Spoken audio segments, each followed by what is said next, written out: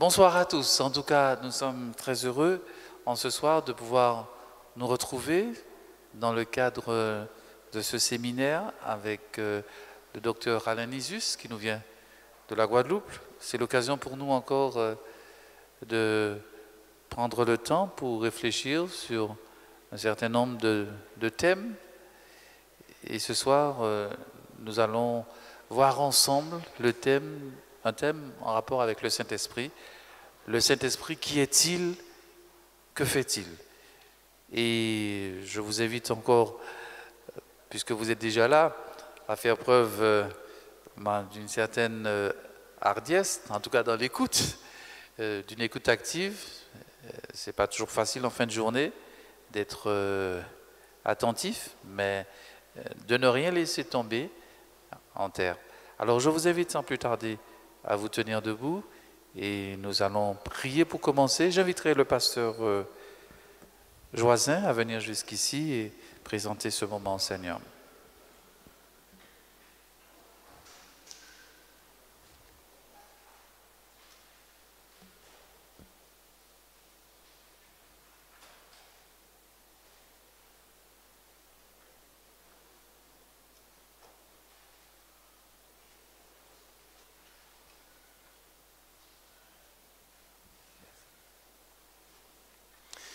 Père éternel, nous te bénissons, nous te rendons grâce et gloire.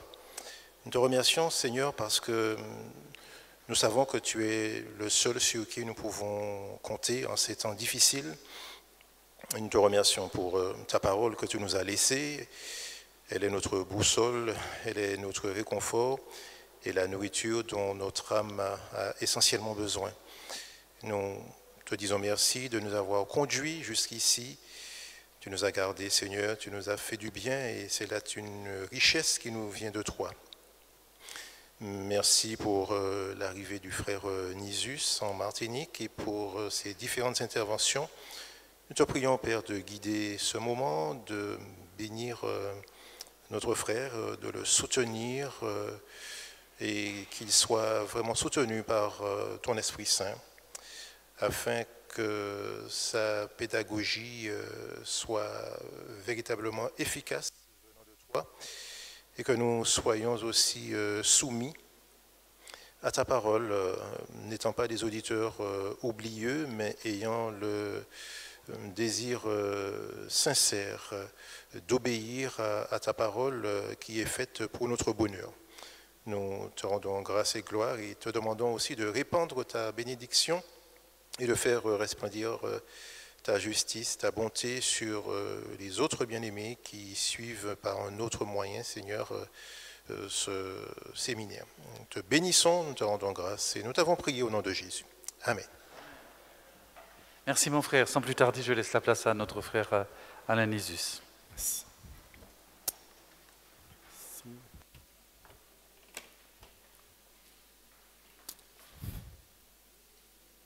Bien, bonsoir mes frères et sœurs. Toujours très heureux d'être avec vous. Et nous allons parler pendant ces conférences de la personne et de l'œuvre du Saint-Esprit. Le Saint-Esprit, c'est un sujet d'étude passionnant. C'est toujours édifiant de parler de l'Esprit Saint, de sa personne et de son œuvre. Alors, j'aimerais attirer d'emblée notre attention sur un point. Nous aimons beaucoup parler de l'œuvre du Saint-Esprit, c'est-à-dire de l'action de l'Esprit Saint. Nous aimons aborder certains sujets qui sont passionnants, mais aussi controversés, comme la question du baptême dans l'Esprit Saint, des dons de l'Esprit Saint, en particulier de la prophétie et du parler en langue, ou encore des paroles de sagesse, paroles de connaissance, guérison, etc. Et c'est vrai que ce sont des sujets qui sont passionnants, mais qui suscitent aussi beaucoup de passion, beaucoup de discussions. Et pendant ces conférences, nous n'allons pas esquiver ces questions. Je vous parlerai demain, Dieu voulant, du baptême de l'Esprit Saint, ce que c'est, et après-demain, Dieu voulant, des dons de l'Esprit Saint. Mais je voudrais commencer par vous parler de la personne du Saint-Esprit. J'aimerais répondre à la question « Qui est le Saint-Esprit ?» Donc nous allons parler de l'être du Saint-Esprit, de sa nature, avant de parler de son faire, avant de parler de son action, de ce qu'il fait. Il faut prendre le temps de parler de la personne de l'Esprit et ne pas se focaliser uniquement sur son œuvre. Pourquoi? Eh bien, parce que la personne et l'œuvre sont liées. Le Saint-Esprit fait l'œuvre qu'il fait parce qu'il est qui il est. C'est parce qu'il est une personne divine que l'Esprit Saint fait ce qu'il fait. Alors donc, il va falloir dans un premier temps montrer que le Saint-Esprit est bien une personne et une personne divine. Et nous allons essayer de dire précisément ce qu'on entend par la formule « le Saint-Esprit est une personne divine ».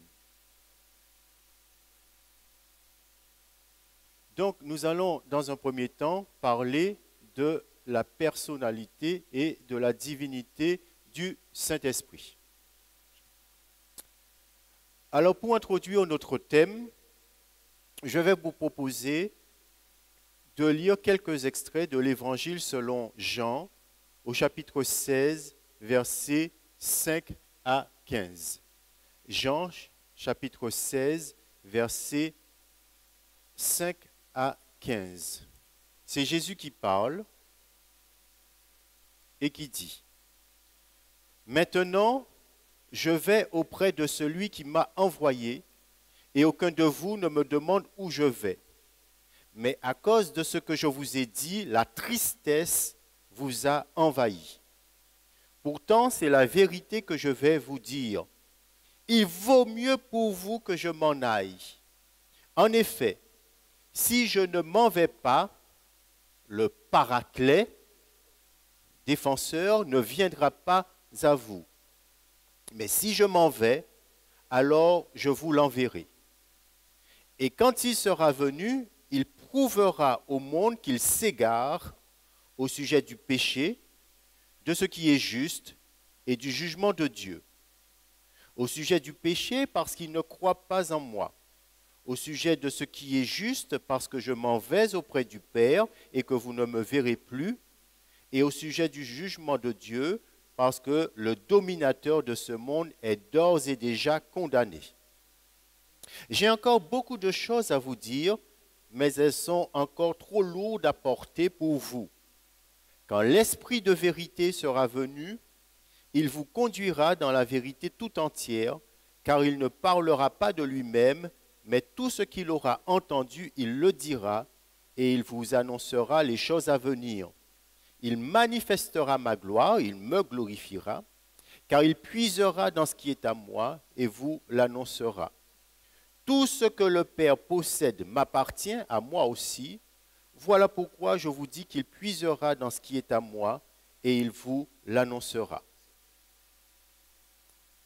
Jésus vient d'annoncer à ses disciples son départ. Il leur a parlé de sa mort prochaine, mais plus largement de son départ, de son retour vers le Père. Et cette annonce de Jésus provoque de la tristesse chez les disciples.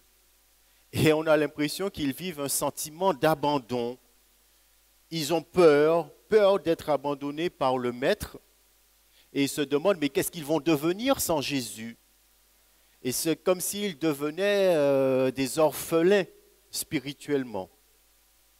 Alors Jésus essaie d'atténuer cette tristesse et ce sentiment d'abandon en leur expliquant le sens de son départ. Il doit accomplir une œuvre de rédemption pour les hommes, il doit racheter les hommes de leurs péchés en donnant sa vie sur la croix. Et quand il aura accompli son œuvre, il doit retourner d'où il était, auprès du Père. Verset 10, « Je vais au Père et vous ne me verrez plus. » Mais Jésus annonce une plus grande nouvelle encore à ses disciples. Curieusement, il présente son départ, son retour vers le Père, comme une transaction avantageuse pour ses disciples. Verset 7, qu'est-ce qu'il leur dit? Il leur dit, « C'est la vérité que je vous dis, il vaut mieux pour vous que je m'en aille.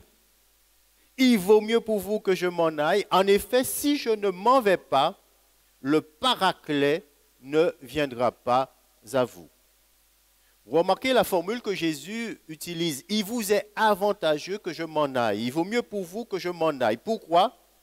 Parce que le Paraclet, le Saint-Esprit, viendra seulement lorsque Jésus partira. Et donc, le texte nous dit que le Saint-Esprit remplacera avantageusement Jésus. Et je ne sais pas si vous vous en rendez compte, frères et sœurs, mais cette parole de Jésus est probablement l'une des paroles les plus fortes que l'on puisse prononcer sur l'Esprit Saint. Jésus dit, « Il vous est avantageux que je m'en aille, parce que si je ne m'en vais pas, le Paraclet ne viendra pas. » Et donc je dis que c'est peut-être l'une des paroles les plus fortes que l'on puisse dire sur le Saint-Esprit. Puisque Jésus nous dit, le Saint-Esprit me remplacera avantageusement. Et on peut se poser la question, mais comment le Saint-Esprit peut-il remplacer avantageusement Jésus auprès de ses disciples? Je ne sais pas si vous êtes comme moi, mais de temps en temps, je me dis, mais j'aurais tellement aimé vivre au temps de Jésus. J'aurais tellement aimé voir Jésus, entendre Jésus prêcher, voir Jésus faire tous ces miracles. J'aurais eu devant moi un exemple, un modèle vivant, le modèle parfait de foi, d'amour, de patience, de douceur, de sagesse.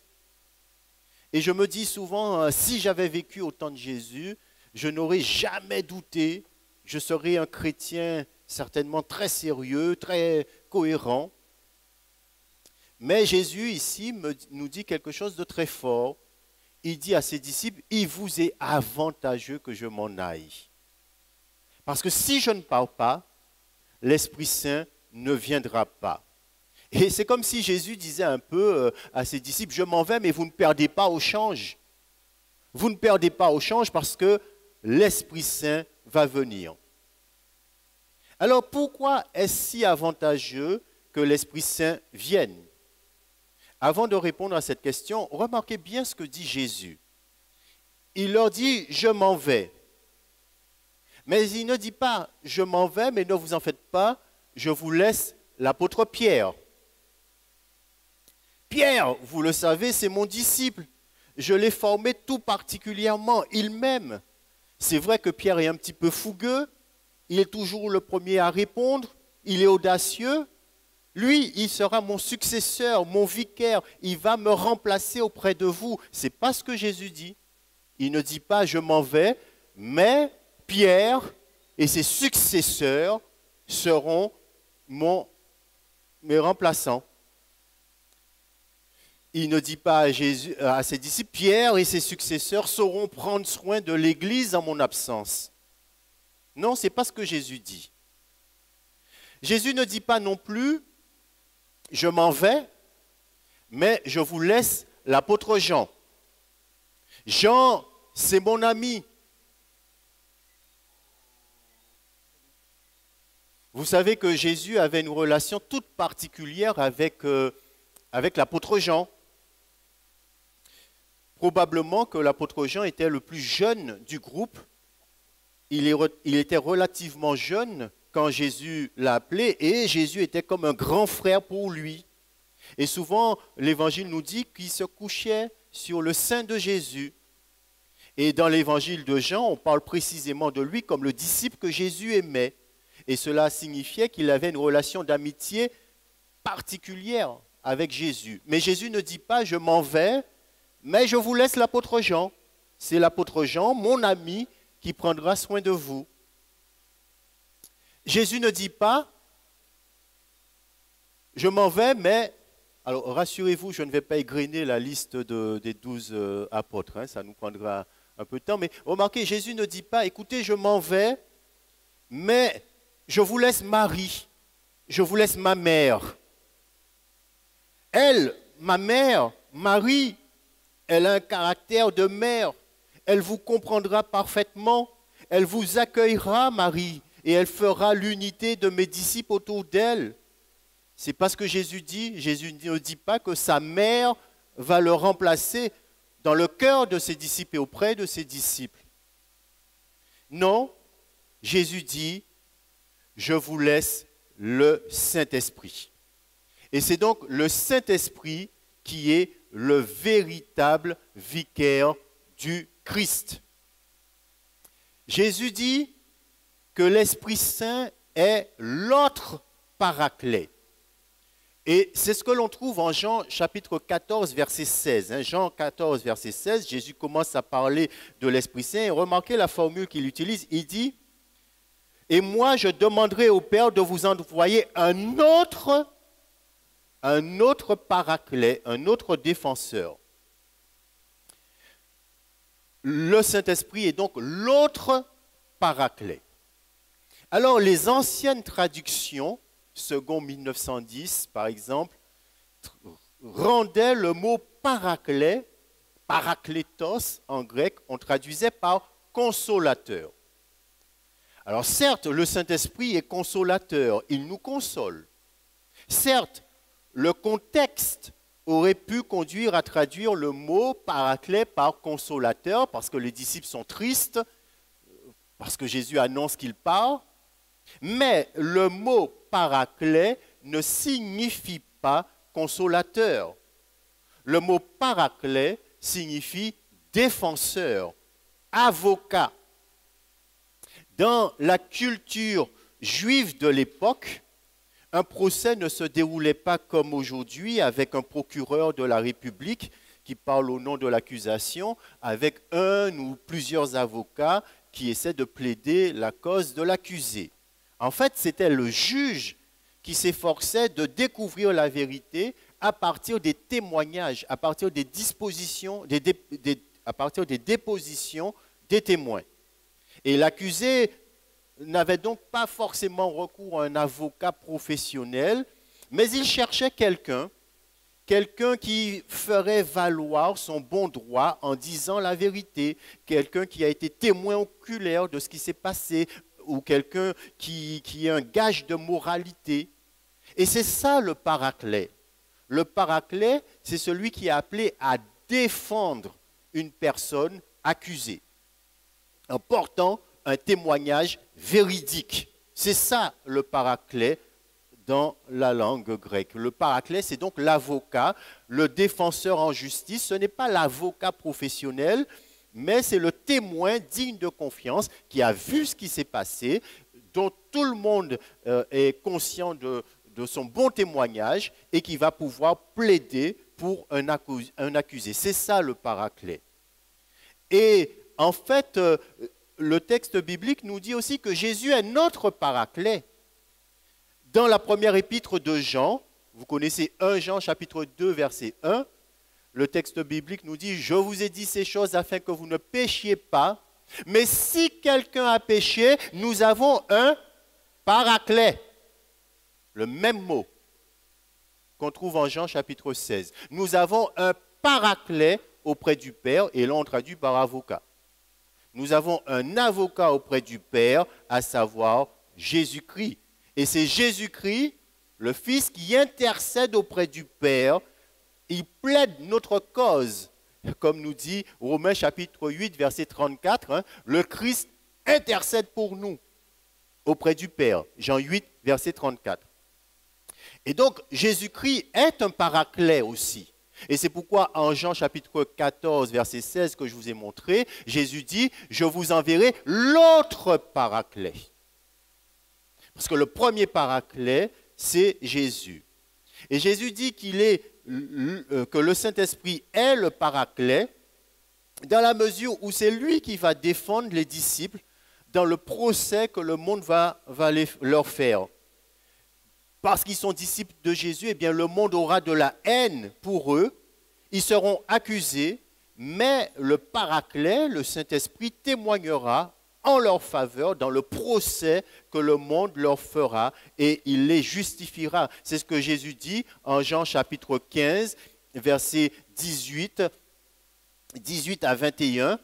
Il leur dit, « Si le monde a de la haine pour vous, sachez qu'il m'a haï avant vous. Si vous faisiez partie du monde, il vous aimerait parce que vous lui appartiendriez. Mais vous n'appartenez pas au monde parce que je vous ai choisi du milieu du monde. C'est pourquoi il vous poursuit de sa haine. » Et au verset 26, Jésus dit, « Quand le Paraclet sera venu, celui que je vous enverrai d'auprès du Père, l'Esprit de vérité qui vient du Père, il rendra lui-même témoignage de moi. » Donc vous voyez, le Saint-Esprit est le Paraclet, le défenseur. Le fait d'appeler le Saint-Esprit Paraclet montre bien qu'il est une personne. Le Saint-Esprit est une personne et non pas simplement une force, non pas simplement une énergie, non pas simplement un dynamisme, une puissance, parce qu'une force, une énergie ne peut pas être un avocat, ne peut pas être un défenseur. Jésus dit que le Saint-Esprit est l'autre paraclet. Jésus est le premier paraclet, le Saint-Esprit est le deuxième paraclet. Et déjà, parler de l'Esprit Saint comme le paraclet suggère que le Saint-Esprit est une personne. Parce que le premier paraclet, Jésus-Christ, est une personne. Donc le Saint-Esprit n'est pas une force ou un dynamisme, comme le suggèrent certains, les témoins de Jéhovah par exemple, ou encore les Mormons. Parce qu'une force, une énergie, une simple puissance ne peut pas être un défenseur. L'Esprit Saint est donc bien une personne et nous allons voir qu'il est une personne divine. Alors, j'aimerais m'attarder quelques instants sur la notion de personnalité de l'Esprit Saint. Qu'est-ce qu'on entend par personnalité de l'Esprit Saint? Alors, quand on parle de personnalité de l'Esprit Saint, ce n'est pas dans le sens qu'on utilise souvent le mot pour désigner les traits de caractère, le tempérament d'un individu donné. Quand on parle de la personnalité de quelqu'un, on veut parler de son caractère, de son tempérament.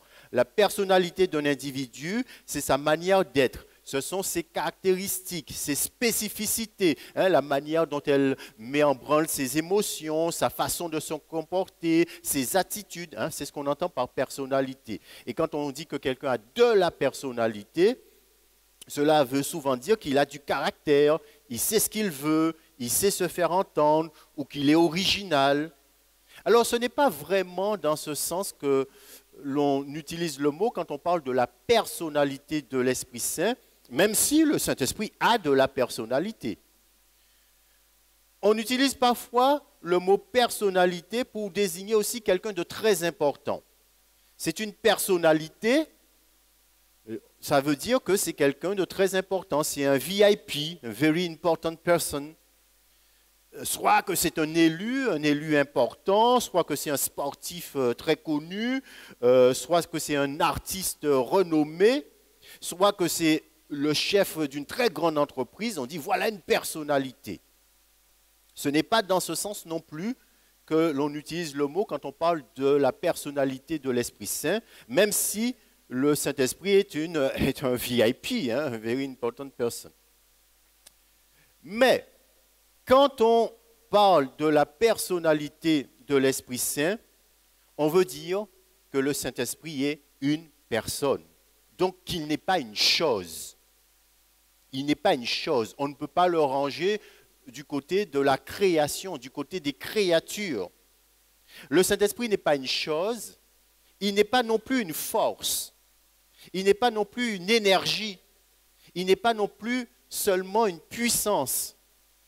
Alors c'est vrai que certaines personnes ont cette vision de l'Esprit Saint.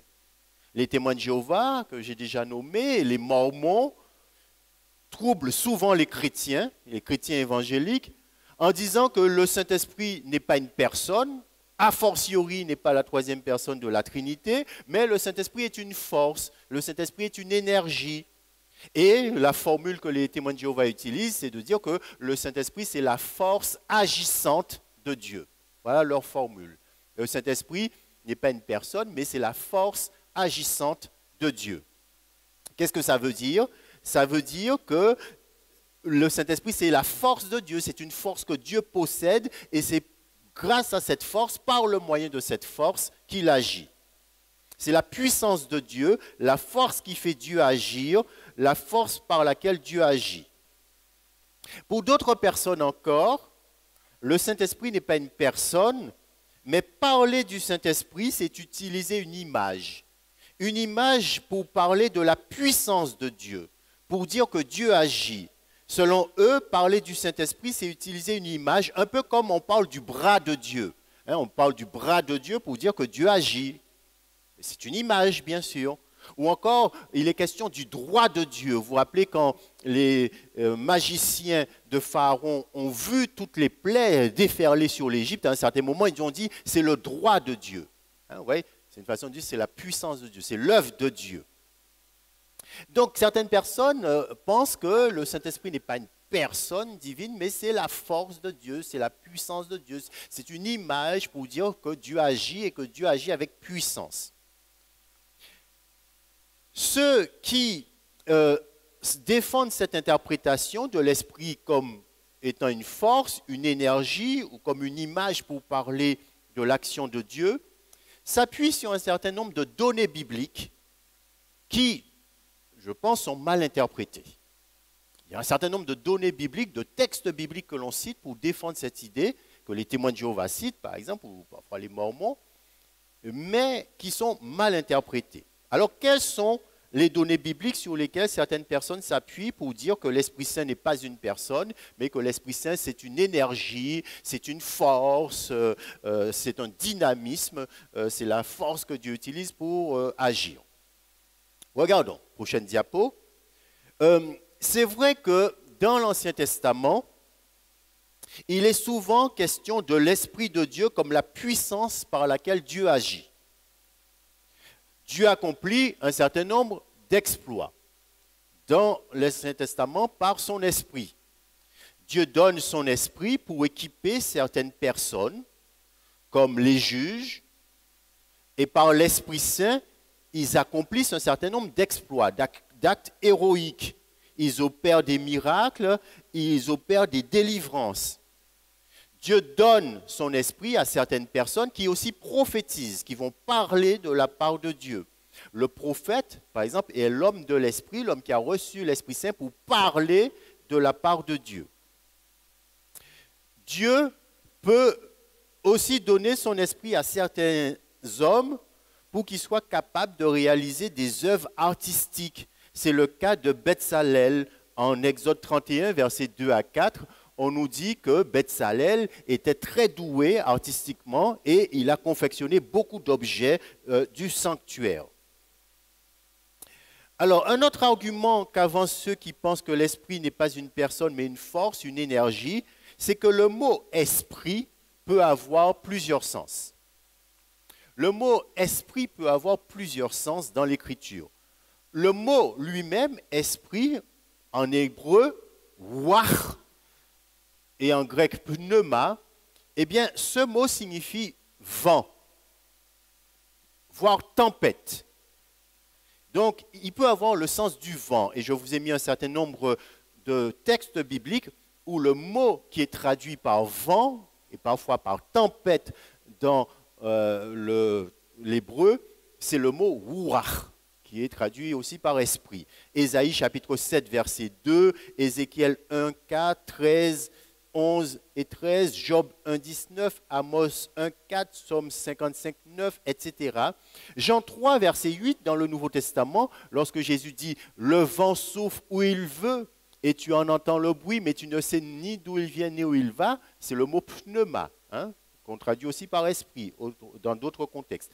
En Actes chapitre 2, versets 1 à 4, on nous dit qu'un vent violent vient sur la maison dans laquelle étaient les disciples. Hein, c'est le mot pneuma, mais qu'il faut traduire par vent ici. Donc c'est vrai que le mot esprit, le mot qu'on traduit souvent par esprit, peut aussi, dans certains contextes, signifier vent, tempête, oui. Le mot esprit est aussi, en hébreu, une onomatopée. Alors, qu'est-ce que c'est qu'une onomatopée? Mais vous savez que, d'ailleurs, en créole, on utilise beaucoup les onomatopées. Hein. Par exemple, on dit « il tombait blip hein. ». C'est ce qu'on dit, « il tombait blip ». Ou bien « on a fait ça flap-flap ». Flap-flap.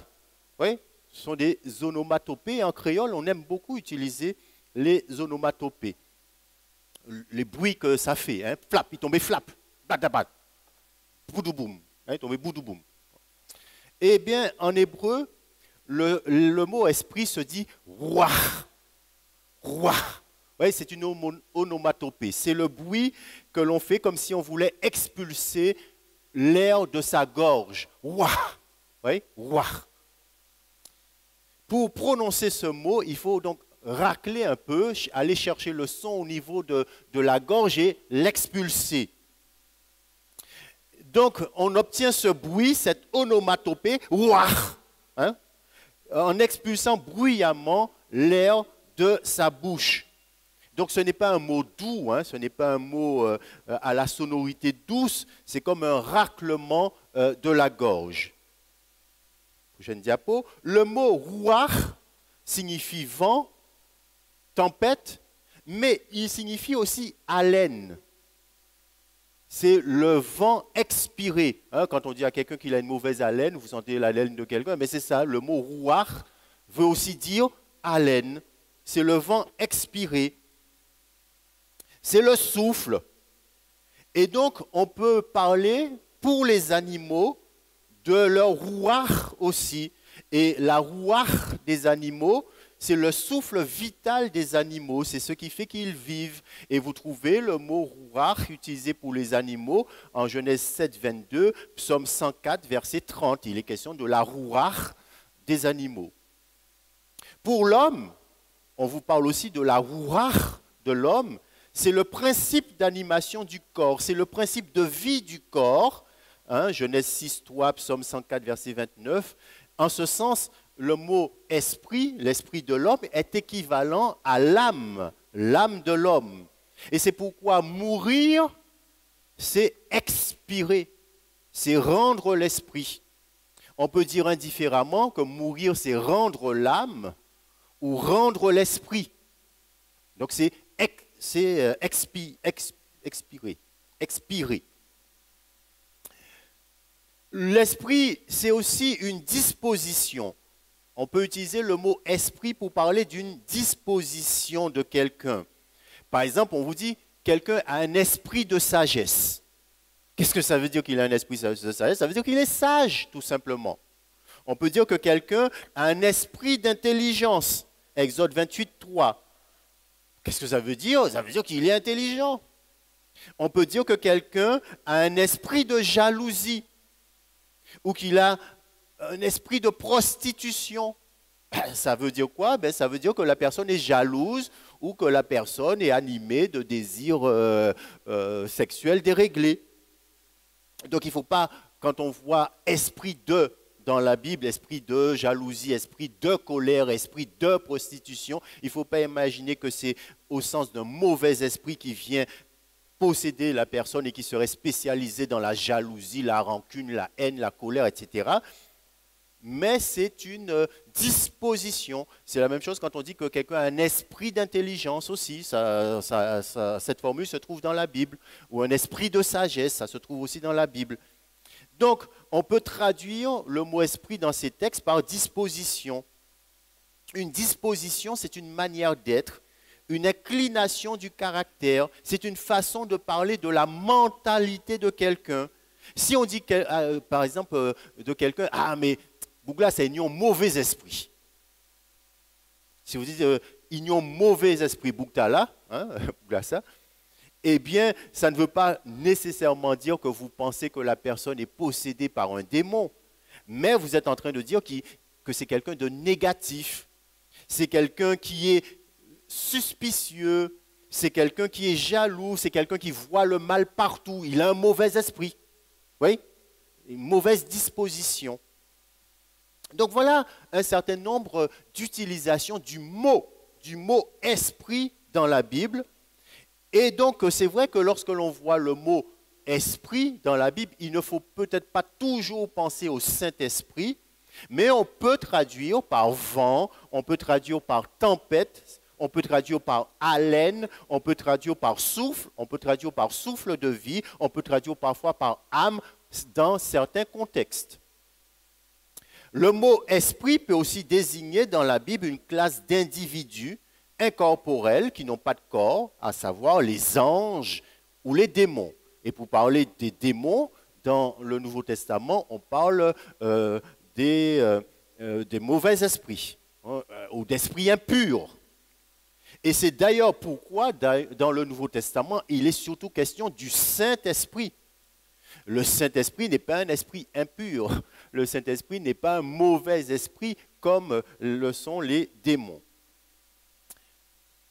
Donc vous voyez que le mot esprit, je dis le mot esprit peut désigner différentes choses dans la Bible. Et c'est cet usage complexe du mot esprit qui fait que beaucoup de personnes ont du mal à accepter la personnalité de l'Esprit Saint. Beaucoup de personnes, les témoins de Jéhovah, les Mormons et d'autres encore, ont du mal à comprendre que le Saint-Esprit est une personne, précisément parce que dans la Bible, le mot esprit est utilisé pour parler du vent, de la tempête, de la laine, du souffle des animaux, etc. On utilise aussi d'autres images dans la Bible pour parler de l'esprit et de son action. Par exemple, l'eau.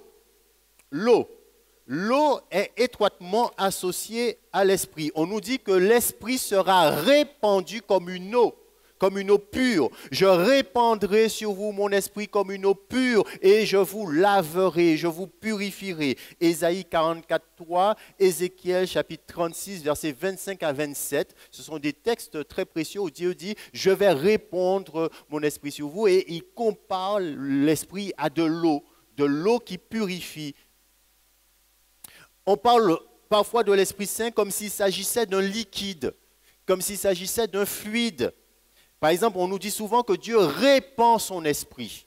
En général, c'est un liquide que l'on répand. Hein? Acte 2, verset 17. Dieu répand son esprit. Donc, cette image, quand on l'entend, on pense à un liquide.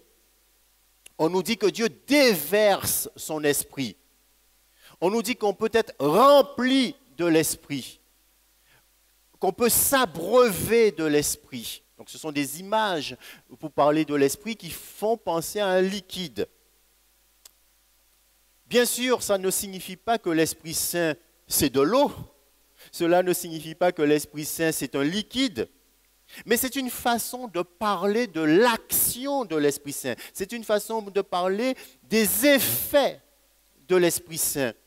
L'Esprit Saint est comme une eau bienfaisante qui renouvelle, qui fait germer. Le Saint-Esprit est comme une eau qui lave, qui purifie, qui renouvelle les cœurs. Le Saint-Esprit fait dans notre cœur ce que l'eau fait. Il fait germer la croissance, il fait germer les plantes, il assure la croissance des plantes, hein, l'eau. Et l'eau aussi lave, l'eau purifie. Donc lorsque l'on utilise cette image pour parler de l'Esprit Saint, c'est pour parler de ce qu'il fait, des effets de son action dans l'individu et non pas pour dire que l'Esprit Saint soit littéralement une eau. L'Esprit Saint est aussi associé au feu. En Ésaïe 44, verset 4, Ésaïe 44, 33, 11, et on nous parle de l'Esprit comme un feu. Et le feu est un symbole dans l'Écriture, symbole de purification. On purifie par le feu. Et le feu est aussi un symbole du jugement. Vous voyez, il y a deux symboles, hein, deux thèmes qui invoquent cette image du feu. C'est la purification et c'est le jugement. Et quand on associe l'Esprit Saint au feu, quand on parle de l'Esprit comme s'il était un feu, eh bien, on veut mettre en valeur son œuvre de purification. Il purifie le pécheur comme le fait le feu. Donc, vous voyez, il s'agit d'images que l'on utilise pour parler de l'Esprit Saint. Toutes ces images permettent de décrire l'action de l'Esprit, les effets que l'Esprit produit. L'Esprit produit la purification, d'où l'image du feu. Ce sont des métaphores. Ce sont des métaphores sur lesquelles il ne faut pas se tromper. Par exemple, quand on dit que Dieu est un rocher, dans les psaumes, il s'agit bien sûr d'une métaphore. Vous n'allez pas imaginer que Dieu est un vrai rocher. Mais c'est une image pour dire que Dieu est ce qu'évoque le rocher, à savoir la stabilité, la solidité, la fidélité. Eh bien, c'est comme ça qu'est notre Dieu. Dieu est solide, il est inébranlable comme un rocher, il est fidèle, il ne change pas, il est immuable. Donc, vous voyez qu'on peut parler d'une personne à l'aide d'images qui évoquent des choses. Et ce n'est pas parce qu'on parle de l'Esprit Saint avec des images qui évoquent des choses que le Saint-Esprit est une chose. L'Esprit Saint est vraiment une personne. Par exemple, quand on dit de quelqu'un qui ne parle pas, imaginez que vous avez quelqu'un qui ne parle pas, qui ne révèle pas les secrets, qui ne divulgue pas les secrets, vous lui confiez un secret et qui ne va jamais révéler votre secret, ce qui est génial, hein? Et peut-être un petit peu rare, mais bon. On dit de la personne, mais c'est une tombe. C'est une tombe. Ça veut dire qu'il ne parle pas. Elle ne parle pas, elle ne révèle pas les secrets. Voilà, ça, c'est une métaphore. Donc, vous n'allez pas, ce n'est pas parce que je dis de quelqu'un que c'est une tombe que j'imagine que la personne est une chose. Si quelqu'un est méchant, on peut dire, mais c'est un poison cet individu. C'est vraiment un poison, hein? Mais c'est une personne. Ce n'est pas parce que vous dites que c'est un poison que ce n'est pas une personne. Si quelqu'un est doux, vous dites c'est un agneau. Hein? Ah, ou bien c'est du miel ce gars-là. C'est du miel. Vous parlez de quelqu'un en disant que c'est du miel. Est-ce que ça veut dire que la personne n'est pas une vraie personne parce que vous avez dit que c'est du miel? Oui. Et d'ailleurs, dans les évangiles, Jésus fait souvent ça. Jésus nous dit par exemple que je suis la porte. Il est une porte. Est-ce que on imagine que Jésus n'est pas une personne parce qu'il a dit qu'il est la porte? Jésus dit, je suis le pain de vie. Il faut me manger. Est-ce qu'on imagine que Jésus n'est pas une personne parce qu'il dit qu'il est le pain? Ou Jésus dit, je suis la vigne, je suis la vraie vigne. Donc vous voyez que Jésus peut parler ainsi tout en étant une personne. Donc il s'agit de métaphores, d'images. On peut parler de l'esprit comme s'il était une chose, comme s'il était un liquide, comme s'il était une force, comme s'il était une énergie, mais il reste une personne. C'est le langage qui permet de faire ce genre de choses. Mais vous voyez, il serait beaucoup plus difficile de parler d'une chose comme si la chose était une personne. Oui, on peut parler d'une personne avec un langage qui fait que, comme si la personne était une chose, Dieu est un rocher, Jésus est la porte, etc. Mais on ne peut pas parler d'une chose comme si c'était une personne. Or, dans les Écritures, on voit que, prochaine diapo, il y a beaucoup de textes bibliques qui nous disent que l'Esprit Saint fait des choses que seule une personne peut faire. Et une chose ne peut pas faire ces choses. Une force ne peut pas faire ces choses. Une énergie ne peut pas faire ces choses. Par exemple, dans l'Évangile selon Jean, chapitre 14, verset 26, on nous dit que l'Esprit Saint enseignera les disciples. Il vous enseignera toutes choses. Je vois mal une force, une énergie enseignée. Le Saint-Esprit vous rappellera toutes choses. Jean 14, verset 26. Il rappelle. Le Saint-Esprit portera témoignage. Jean 15, verset 26. Porter témoignage, être témoin. Le Saint-Esprit convaincra le monde de péché, de justice, de jugement. 16, verset 13. Le Saint-Esprit rendra témoignage de Jésus et le glorifiera. Chapitre 16, verset 13 et 14, etc. Ce ne sont pas des choses qu'une force, qu'une énergie, qu'une puissance peuvent faire. C'est une personne qui peut faire ces choses-là. Et dans le livre des Actes des Apôtres, le Saint-Esprit fait des choses qu'on ne peut pas attribuer à une force ou à une énergie. Acte 13, verset 2, il nous est dit, « Pendant qu'ils servaient le Seigneur et jeûnaient, le Saint-Esprit dit, « Mettez-moi à part Paul et Barnabas. » Comment vous voulez qu'une énergie dise ça? Comment vous voulez qu'une force dise, « Mettez-moi à part Paul et Barnabas » C'est une personne. Le Saint-Esprit prend des initiatives, donne des ordres. Peut-on attribuer ces paroles à une force ou à une énergie comme le disent les témoins de Jéhovah? Acte 15, verset 28, le Saint-Esprit décide. Il ne permet pas, il interdit. Acte 16, verset 7, il interdit. Le Saint-Esprit ne nous permet pas d'aller dans la région que nous voulions aller, dites. Acte 5, verset 3, vous connaissez cette histoire d'Ananias et Saphira. Et Pierre dit, mais pourquoi as-tu menti au Saint-Esprit? Est-ce qu'on peut mentir à une force? Est-ce qu'on peut mentir à une énergie? Est-ce qu'on peut mentir à une puissance? Moi, je vois qu'on ment à des personnes. D'autres textes nous disent encore que le Saint-Esprit prie pour nous.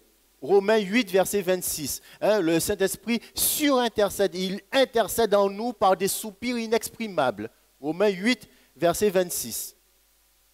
Mal une énergie priée.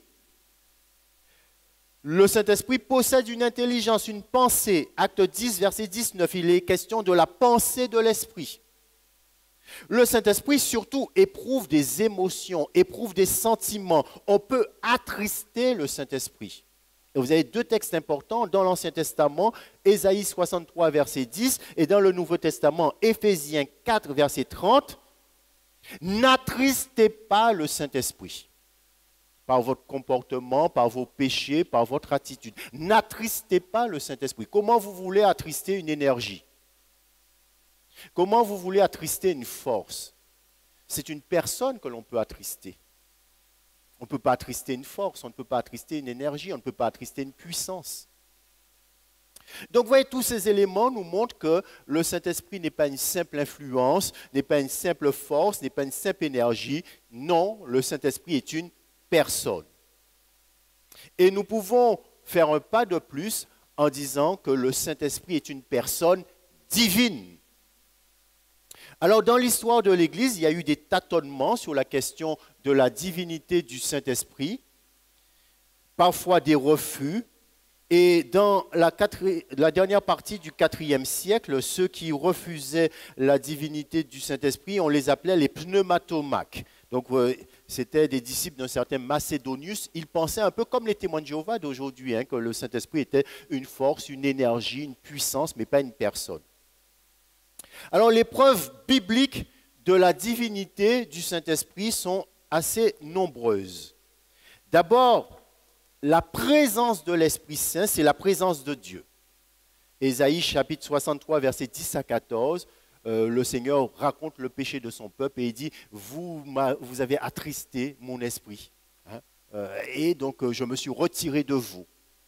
De même, dans le psaume 139, verset 7, il est dit, où fuirai-je loin de ton esprit? Où irai-je loin de ta face? Donc la présence de l'Esprit Saint, c'est la présence de Dieu. Et le psaume 51, verset 13, David dit à Dieu, ne m'enlève pas ton esprit.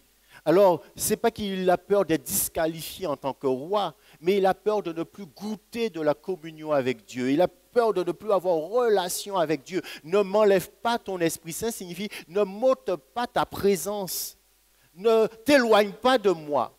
Donc la présence de l'Esprit Saint, c'est la présence même de Dieu. On peut citer encore le thème du temple. Le temple, c'est le lieu de l'habitation de Dieu, c'est le lieu de la résidence divine.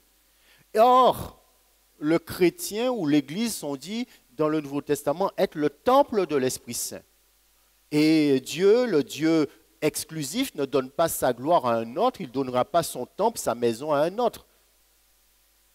Il y a aussi ce qu'on appelle les prérogatives divines, les privilèges divins. Il y a certaines choses que seul Dieu peut faire. Or, on attribue ces choses à l'Esprit Saint. Par exemple, la création, c'est Dieu qui est le créateur. Or, vous avez quelques textes bibliques qui vous disent que l'Esprit Saint est créateur. Psaume 104, verset 29 et verset 30, il envoya son esprit et ils furent créés. Job 33, verset 4, qui nous parle de l'Esprit créateur. On peut aussi faire valoir le thème de l'inspiration prophétique qui implique l'identification. L'Esprit Saint fait émettre la parole de Dieu, de sorte que ce que dit l'Esprit Saint, Dieu le dit. Et là, il y a un autre argument que j'aimerais signaler qui est très fort et qui prouve la divinité du Saint-Esprit, argument auquel on ne pense pas souvent, c'est l'apparition de l'Esprit Saint dans des formules trinitaires. Alors, souvent, les témoins de Jéhovah vous disent, mais il n'y a pas la Trinité dans la Bible. Mais il y a plusieurs formules trinitaires dans l'Écriture. Par exemple, je vais vous citer un certain nombre de formules trinitaires. Je vous les ai mis sur le PowerPoint, mais je vais vous lire quelques-unes. Par exemple, 1 Corinthiens chapitre 12, puisque ça nous intéresse, nous allons en parler la prochaine fois, mais écoutez ce que Paul dit. Il y a toutes sortes de dons, mais c'est le même esprit. Il y a toutes sortes de services, mais c'est le même Seigneur. Et Seigneur, ici, c'est Jésus-Christ. Il y a toutes sortes d'activités, mais c'est le même Dieu.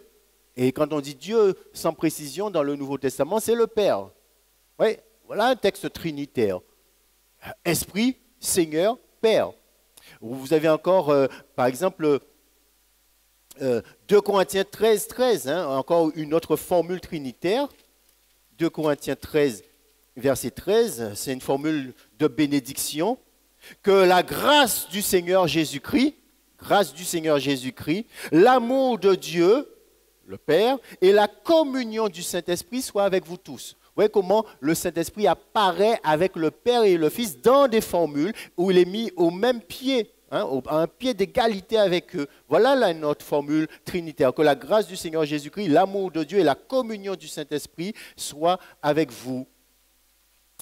Éphésiens 2,18, je laisse, je reviendrai là-dessus, mais si vous lisez Éphésiens chapitre 4, versets 4 à 6, vous avez là encore une autre formule trinitaire. Regardez bien.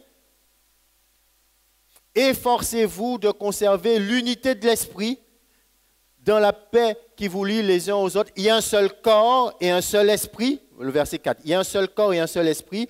De même que Dieu vous a appelé à une seule espérance lorsqu'il vous a fait venir à lui. Il y a un seul Seigneur. Vous voyez? Là encore, une formule trinitaire. Il y a un seul corps et un seul esprit. De même, Dieu vous a appelé à une seule espérance. Et il y a un seul Seigneur, une seule foi, un seul baptême. Voilà encore une autre formule trinitaire. 1 Pierre, je vous lis une dernière. Enfin bon, il y a beaucoup d'autres formules trinitaires dans l'Écriture, mais je vous lis un dernier. Je vous ai mis les autres sur le PowerPoint. Mais 1 Pierre, chapitre 1, verset 2, regardez. Dieu le Père vous a choisi d'avance conformément à son plan et vous avez été consacrés par l'Esprit pour obéir à Jésus-Christ. Vous voyez la formule trinitaire encore. Donc, une fois que l'on a établi la divinité du Fils et du Père, vous voyez qu'il serait blasphématoire de citer le Saint-Esprit avec le Père et le Fils sur un pied d'égalité sans porter atteinte à la majesté divine. Si l'Esprit Saint était une force, une énergie et qu'il n'était pas Dieu, eh bien, les versets que je viens de vous lire seraient blasphématoires, tout simplement. Alors, si l'Esprit n'est pas Dieu, il fait partie de la création. Comment alors baptiser au nom du Père, Dieu, au nom du Fils, au nom du Père, du Fils, qui sont des personnes, et de l'Esprit Saint qui serait une force, une puissance, une énergie. Vous ne voyez pas l'absurdité d'une telle pensée, de dire que l'Esprit Saint est une énergie, une force, alors qu'on baptise au nom du Père, du Fils et du Saint-Esprit. Donc on baptise au nom de deux personnes divines et d'une énergie, d'une influence, d'une force. La formule baptismale, la formule de baptême, je te baptise au nom du Père, du Fils et du Saint-Esprit, montre bien, un, que l'Esprit Saint est une personne, et deux, qu'il est une personne divine. Voilà, donc je pense qu'il ne faut pas avoir peur sur cette question. Ça me paraît très bien établi bibliquement que l'Esprit Saint est vraiment une personne, et vraiment une personne divine, et il ne faut pas être complexé par les témoins de Jéhovah. Et je pense que si souvent nous sommes complexés par les témoins de Jéhovah, nous les évangéliques, c'est parce qu'on aime chanter et on n'aime pas étudier la Bible. Eux, ils aiment étudier la Bible et ils ne chantent pas beaucoup. Je n'ai rien contre le chant, mais dans les salles du royaume des témoins de Jéhovah, vous étudiez des livres qui émanent de l'Arach-Torah. Dans nos églises, on aime chanter, on chante. Et c'est pourquoi on est complexé quand on est devant un témoin de Jéhovah. Mais ce n'est pas parce qu'ils ont une bonne théologie. Et si vous étudiez la Bible et vous analysez bien l'Écriture, vous voyez bien que leur théologie ne tient pas la route. Alors maintenant, j'aimerais terminer avec une question pratique ce soir, qu'on pose souvent. Est-ce qu'on peut prier le Saint-Esprit? Prochaine diapo. Peut-on prier l'Esprit Saint? Peut-on invoquer l'Esprit Saint? Peut-on adorer l'Esprit Saint? Que répondre à cette question qui est souvent posée? Ce n'est pas une hérésie que de prier l'Esprit Saint, puisque l'Esprit Saint est Dieu. Et je voudrais vous faire remarquer que beaucoup de cantiques que nous chantons, en fait, sont des prières adressées à l'Esprit Saint. Il y a beaucoup de cantiques, mine de rien, qui invoquent l'Esprit Saint, qui prient directement l'Esprit Saint. Le cantique le plus connu dans la tradition chrétienne, c'est un cantique qui date du Moyen Âge, mais c'est surtout les catholiques qui chantent ce cantique. C'est un cantique qu'ils aiment chanter le jour de la Pentecôte. C'est le Veni Creator Spiritus. Alors, c'est un chant grégorien. Je ne vais pas vous le chanter en grégorien, enfin, je chante faux, mais c'est très connu. Veni Creator Spiritus, tus enfin c'est en latin, mais bon, les paroles vous disent un peu, viens Esprit Créateur, viens nous visiter, viens éclairer l'âme de tes fils, emplis nos cœurs de grâce et de lumière, toi qui créas toutes choses avec amour, toi le don, l'envoyé du Dieu très haut, etc. etc. C'est le Veni Creator Spiritus, un cantique très connu et très célèbre, qui est un cantique adressé directement à l'Esprit Saint. Beaucoup de cantiques évangéliques aussi prient l'Esprit. Par exemple, vous avez le cantique sur les ailes de la foi, le 143, « Rends-toi maître de nos âmes ». Vous connaissez ? « Rends-toi maître de nos âmes, Esprit Saint ». Ouais, donc voilà un cantique. Et le couplet, c'est « Oh, viens, Esprit de Dieu, fais-nous sentir ta présence ». Vous connaissez ? Voilà un cantique où on s'adresse directement à l'Esprit Saint. Un autre cantique très connu, qu'on aime beaucoup dans nos milieux, c'est le 556 sur J'aime. Viens, Saint-Esprit, viens par ton vent remplir le temple que je suis. Oh, viens, Saint-Esprit. Vous connaissez ce cantique que l'on chante assez souvent.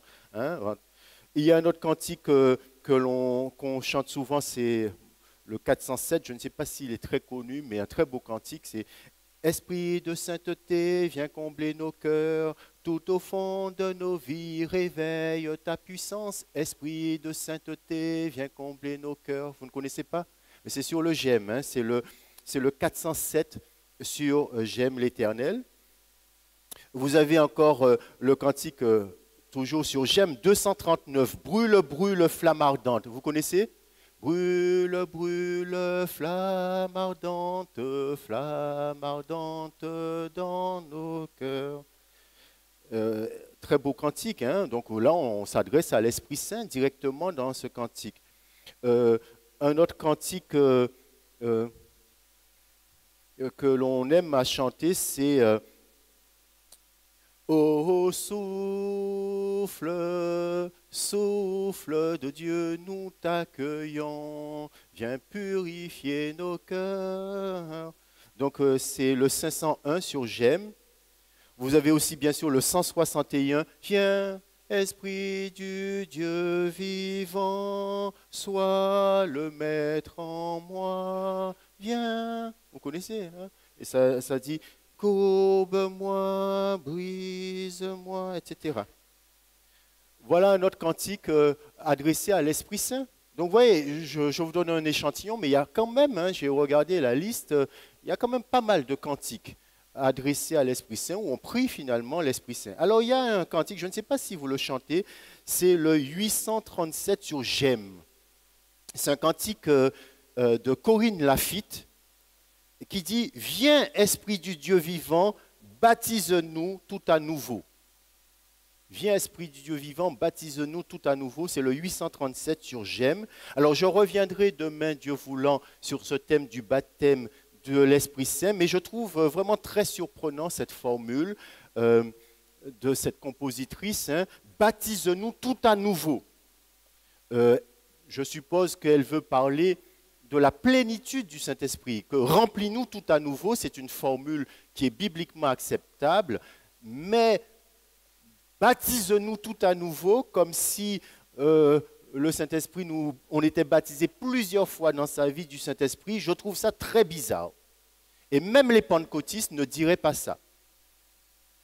Même les pentecôtistes ne diraient pas ça. Alors Corinne Lafitte, c'est un peu dommage qu'elle ait composé ce cantique, hein, 837, que je ne recommande pas aux chantres de faire chanter dans les églises, parce qu'il y a toute une théologie qui s'exprime dans les cantiques, et souvent, parfois, les chantres n'ont pas de formation théologique, et ceux qui composent des cantiques n'ont pas toujours de formation théologique, alors que leurs cantiques, on les chante dans les églises, et avec parfois des éléments très limites.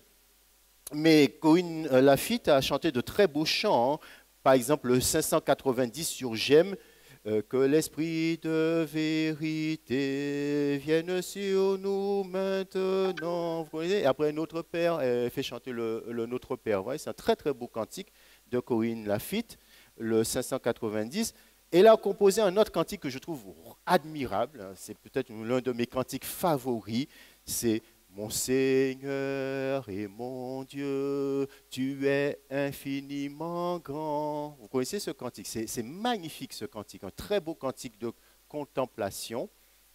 Mais par contre, le 837, baptise-nous tout à nouveau, viens Esprit nous baptiser tout à nouveau, je trouve très très dommage, hein, ce cantique. Mais revenons à notre discussion sur la prière adressée au Saint-Esprit. Alors, vous avez vu que finalement, il y a pas mal de cantiques, hein, qui adressent des prières à l'Esprit. Et dans certains milieux évangéliques, les prières directement adressées au Saint-Esprit sont très courantes. Alors, que penser de cela? Le Saint-Esprit étant pleinement Dieu,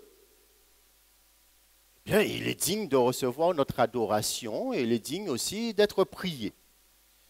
On peut prier l'Esprit Saint, on peut adorer l'Esprit. D'ailleurs, il y a une confession de foi qui est celle de Nicée-Constantinople, confession de foi à laquelle pratiquement tous les chrétiens adhèrent. Ça dit, nous croyons en l'Esprit Saint, il est Seigneur et il donne la vie.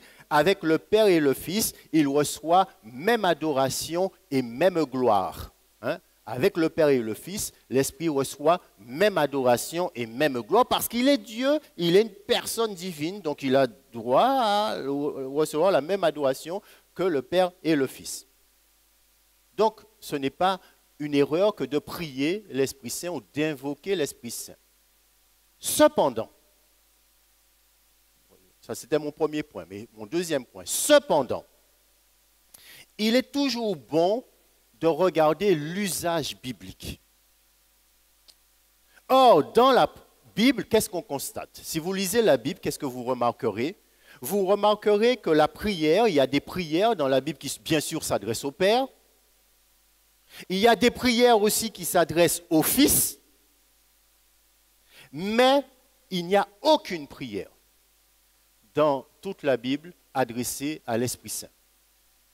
Il n'y a pas de prière adressée à l'Esprit Saint, sauf Ézéchiel 37, verset 9, mais c'est une évocation, ce n'est pas directement une prière, c'est une adresse à l'Esprit Saint. L'Esprit vient souffler sur les corps desséchés, et là on se demande si c'est vraiment esprit qu'il faut traduire ou est-ce que c'est vent. Vous voyez, là il y a une ambiguïté. Donc il n'y a pas de texte biblique où on voit des gens prier l'Esprit Saint. Il y a des textes bibliques où Jésus est prié. Vous connaissez la prière d'Étienne. Je remets mon esprit entre tes mains, Seigneur Jésus, dit Étienne. Mais il n'y a pas de prière adressée à l'Esprit Saint. Pourquoi? Pourquoi ne trouvons-nous pas de prière adressée à l'Esprit Saint dans la Bible? Eh bien, ça correspond justement au rôle de l'Esprit Saint dans l'histoire du salut. Le rôle que l'Esprit Saint joue dans l'économie du salut. L'Esprit Saint est Dieu qui nous fait prier Dieu. C'est Dieu qui est en nous et qui prie Dieu pour nous, selon ce que Paul dit en Romains chapitre 8, verset 26. L'Esprit Saint, c'est Dieu en nous qui prie avec nous, qui prie pour nous. Romains chapitre 8, verset 26. De même, l'Esprit vient nous aider dans notre faiblesse. En effet, nous ne savons pas prier comme il faut, mais l'Esprit lui-même intercède en gémissant d'une manière inexprimable. L'Esprit Saint en nous intercède. Il est Dieu en nous qui prie Dieu pour nous. Ça, c'est la première chose. La deuxième chose que l'on peut dire, c'est que le rôle de l'Esprit Saint dans l'histoire du salut, c'est non pas de braquer le projecteur sur lui, mais sur le Christ. L'Esprit Saint, son rôle, c'est de nous faire connaître Jésus-Christ. L'Esprit Saint, son rôle, c'est de braquer les projecteurs sur Jésus, de mettre l'accent sur Jésus, de mettre Jésus en valeur. Et c'est ce que Jésus dit d'ailleurs en Jean chapitre 16, que nous avons lu, Jean chapitre 16, versets 13 à 15. Je vous lis ce texte. Jésus dit, l'Esprit Saint, quand il sera venu, il dit, quand l'Esprit de vérité sera venu, il vous conduira dans la vérité tout entière, car il ne parlera pas de lui-même, mais tout ce qu'il aura entendu, il le dira et il vous annoncera des choses à venir. Il me glorifiera. Voilà le rôle de l'Esprit Saint. Il me glorifiera. Le rôle de l'Esprit Saint, c'est de glorifier le Fils. C'est de braquer les projecteurs sur le Fils. Et c'est d'ailleurs et j'en parlerai surtout demain, Dieu voulant, c'est d'ailleurs un critère important de discernement de l'Esprit. Comment discerne-t-on que c'est l'Esprit Saint qui est à l'œuvre et non pas un autre esprit? Eh bien parce que quand l'Esprit Saint est à l'œuvre, il met les projecteurs sur Jésus et non pas sur lui-même. Il me glorifiera, dit Jésus.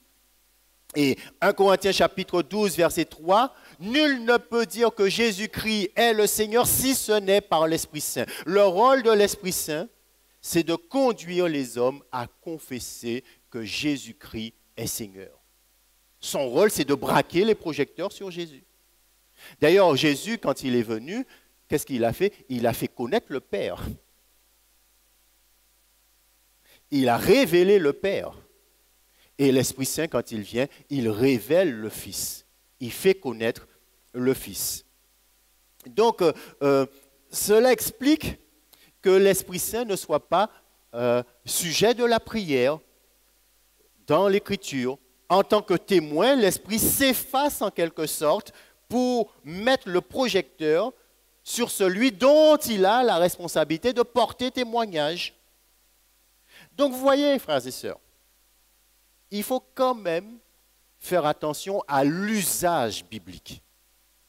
Il faut quand même faire attention à maintenir les usages bibliques. Normalement, la prière s'adresse au Père. Et Jésus, quand il nous a appris à prier, il a appris ses disciples à prier, ses disciples disent, apprends-nous à prier. Eh bien, quand vous priez, dites, notre Père qui es aux cieux. On prie le Père. C'est au Père que normalement s'adresse la prière. Et comment on prie le Père? On prie le Père par le Fils. C'est-à-dire qu'on prie le Père au nom du Fils. Et on prie le Père au nom du Fils dans l'Esprit Saint. Notre prière s'adresse au Père par le Fils dans l'Esprit. Donc, quand il est question de la prière, donc la prière s'adresse normalement au Père par le Fils, c'est-à-dire au nom du Fils, et dans l'Esprit Saint, c'est-à-dire sous la motion de l'Esprit, sous la conduite de l'Esprit, sous l'action de l'Esprit, sous l'assistance de l'Esprit. Et lorsqu'il est question de la prière, dans le Nouveau Testament, et de l'Esprit Saint en lien avec la prière, eh bien on nous dit soit l'Esprit Saint en nous intercède pour nous, soit on nous dit, Éphésiens 6, 18 ou Jude 20, qu'il faut prier par l'Esprit. Et prier par l'Esprit, ça signifie prier sous la motion de l'Esprit Saint, sous l'assistance, sous la conduite, sous la direction de l'Esprit Saint. Et c'est cela ce qui explique qu'il n'y a pas de prière directement adressée à l'Esprit Saint dans la Bible. Alors, dire que l'on peut prier l'Esprit Saint, c'est juste, puisque l'Esprit Saint est Dieu. Mais il vaut mieux quand même se conformer à la pratique des textes bibliques, se conformer à l'usage biblique. Et je crois que, sincèrement, les auteurs bibliques n'auraient pas dit « Viens Saint-Esprit, viens par ta pluie mouiller la terre que je suis », mais ils auraient plutôt dit « Père, envoie ton esprit pour qu'il mouille la terre que je suis, etc. etc. » Ce serait plutôt ainsi que les auteurs bibliques se seraient exprimés. Envoie, Seigneur, ton Esprit Saint. Plutôt que de dire viens directement l'Esprit Saint. Et moi, je pense qu'il faut mieux respecter au maximum les usages bibliques, puisque cela reflète la dimension trinitaire de la prière. Donc Jésus a enseigné ses disciples à prier le Père, mais de prier le Père en son nom. Donc, qu'est-ce que ça signifie prier au nom de Jésus? La plupart des gens croient que c'est la formule mécanique, machinale qu'il faut dire à la fin de sa prière. Et quand quelqu'un a dit au nom de Jésus, vous dites Amen. Surtout quand la prière a été interminable. Mais ce n'est pas ça simplement. Prier au nom de Jésus signifie qu'on se réclame de Jésus. On ne vient pas vers le Père en son propre nom pour lui demander quoi que ce soit parce que nous ne le méritons pas. Ce n'est pas en vertu de mes propres mérites que j'ai le toupet, que j'ai l'audace de demander quoi que ce soit à Dieu, parce que je suis un pécheur. Mais quand j'ose demander quelque chose au Père, je le fais au nom de Jésus, c'est-à-dire en me mettant au bénéfice du sacrifice de Jésus et en me réclamant de Jésus. Et Jésus est mon médiateur, Jésus est le médiateur auprès du Père. Donc, nos pécheurs que nous sommes ne peuvent rien demander à Dieu directement. Et si nous osons demander quoi que ce soit à Dieu, ce n'est pas parce que nous sommes bons, mais c'est parce que nous croyons en Jésus-Christ. C'est parce que nous nous mettons au bénéfice de Jésus-Christ. C'est parce que nous nous réclamons de Jésus-Christ. Et c'est ça que ça veut dire prier au nom de Jésus. Et ce n'est pas simplement la formule, mais c'est l'attitude aussi. L'attitude de cœur qui va avec. Donc nous prions le Père au nom du Fils et nous prions sous la motion de l'Esprit Saint, c'est-à-dire guidé par l'Esprit Saint, conduit par l'Esprit Saint, mis en action par l'Esprit Saint. C'est l'Esprit qui suscite la prière en nous. Et l'apôtre Paul utilise une très belle formule en Éphésiens chapitre 2, verset 18. Là encore, c'est une formule trinitaire. Je ne vous l'ai pas lu quand je citais toutes les formules trinitaires parce que j'avais l'intention de le faire maintenant. Mais regardez la très belle formule trinitaire que l'apôtre Paul utilise et qui est très intéressant pour la prière. Donc, au verset 17, il parle de Jésus. Et que dit-il au verset 18, Éphésiens 2, 18 ? Grâce à lui, lui c'est Jésus, Nous avons accès les uns les autres auprès du Père. Nous avons accès auprès du Père par lui, grâce à lui. Comment? Dans le même esprit. Vous voyez une formule trinitaire ici, là, qui vous dit un peu le rôle de chacune des personnes divines dans la prière. Hein? Grâce à lui, par lui, en son nom en quelque sorte, nous avons accès les uns les autres auprès du Père dans le même esprit. Et les prépositions grecques que Paul utilise, c'est dia et en, hein, par le Fils, dans l'esprit. Donc pour conclure,